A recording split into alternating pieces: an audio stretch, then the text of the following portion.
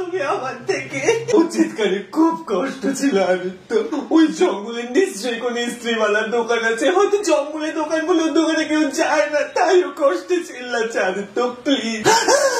আমি বলেছিলাম আদিত্য আমাদের বাড়িতে কেউ আছে, আমাদের বাড়ির মধ্যেই আছে, তাহলে প্রফেসর অগ্নিলেবু লাল হয়ে যেত না। এই দেখো প্রফেসরের অগ্নিলেবু লাল হয়ে গেছে, দেখো প্লিজ। হতে পারে তার সিলেটেড এরিয়া, হতে পারে আমার বাড়ির পাশে জঙ্গল আছে, যে জঙ্গল থেকে সারাক্ষণ ধোয়া বেরোতে থাকে, হতে পারে সেই জঙ্গল থেকে চিৎকারের আওয়াজ আসে, বাট ইটস ওকে, অফিসের কাজ ইম্পর্টেন্ট, ইউ গো।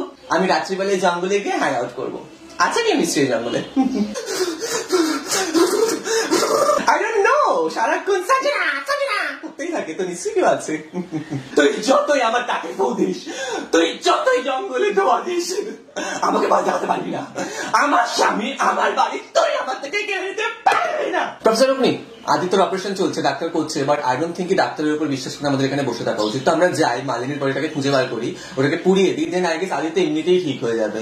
ডাক্তার ফাক্তারকে না বিশ্বাস করে লাভ নেই, লেটস গো।